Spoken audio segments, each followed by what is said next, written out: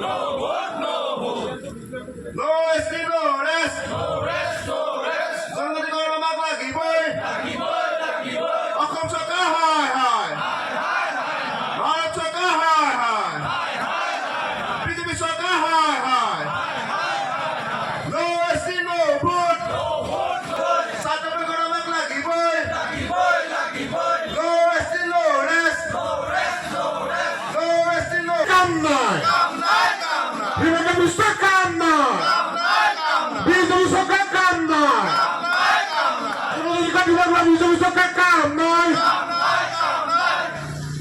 BJP go back BJP go back আমাৰ জনগণক লাগিবই no ST no vote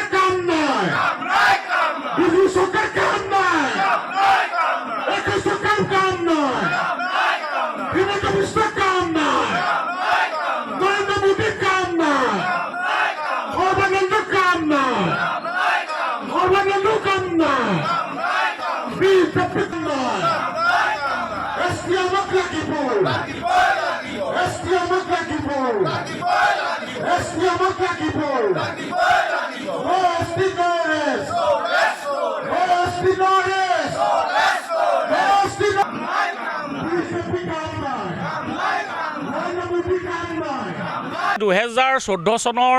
Lok Sabha নিৰ্বাচনৰ সময়ৰ পৰাই লোকসভা নিৰ্বাচনে হওক বা অসম বিধানসভা নিৰ্বাচনে হওক প্ৰত্যেকটো নিৰ্বাচনতে 6 জনগোষ্ঠীক জনজাতি কৰিম বুলি বিজেপি চৰকাৰে বিজেপি দলে আমাক প্ৰতিশ্ৰুতি প্ৰদান কৰিছিল আৰু আনকি 2014 চনত সেই সময়ৰ প্ৰধানমন্ত্ৰী পদৰ প্ৰাৰ্থী নৰেন্দ্ৰ মোদীয়ে অসমলৈ আহি কৈছিল যে যদি বিজেপি চৰকাৰ ক্ষমতালৈ আহে আৰু অসমৰ 6 জনগোষ্ঠীয়ে যদি ভোট দিয়ে তেতিয়াহ'লে তেওঁলোকে 100 দিনৰ ভিতৰত এই 6 জনগোষ্ঠীক জনজাতিকৰণ কৰিব কিন্তু 7টাকৈ সেই 2014 চনত 7টাকৈ লোকসভাৰ আসন অসমত দখল কৰাৰ পাছতো আৰু ইয়াৰ পাছত তেওঁলোকে চৰকাৰ গঠন কৰাৰ পাছতো কিন্তু তেওঁলোকে প্ৰতিশ্ৰুতি পালন নকৰি আমাক বাৰে বাৰে প্ৰতাৰণা কৰিছে আৰু স্বাধীনতা 78টা বছৰৰ পাছতো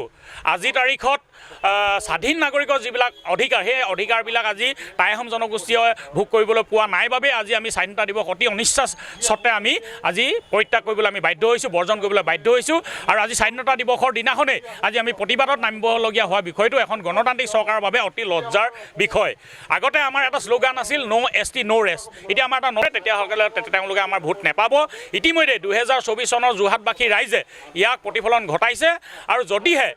অতি শীঘ্ৰে 6 জনগোষ্ঠীক যদি জনজাতিকৰণ নকৰে টাই আহোমসকলক যদি জনজাতিকৰণ নকৰে তেতিয়াহ'লে 2026 চনৰ অসম বিধানসভা নিৰ্বাচনত টাই আহোম জনগোষ্ঠীৰ ৰাইজে 6 জনগোষ্ঠীৰ ৰাইজে অসমৰ পৰা বিজেপি দলক ক্ষমতাৰ পৰা উৎখাত কৰিব ইয়াক খাটাং জনগোষ্ঠী জনজাতিকৰণৰ বিষয়টো যেনেধৰণে গুৰুত্ব প্ৰদান কৰিবলৈ তেনেধৰণে চৰকাৰে গুৰুত্ব প্ৰদান কৰা নাই গতিকে আমি 6 জনগোষ্ঠী ৰাইজে এইবাৰ ঐক্যবদ্ধভাৱে মাৰ বান্ধি থিয় হৈছোঁ আমি এটা কথা আমি ঘোষণা কৰিছোঁ যে আমি 6 জনগোষ্ঠী ঐক্যবদ্ধ হৈছোঁ যে আমি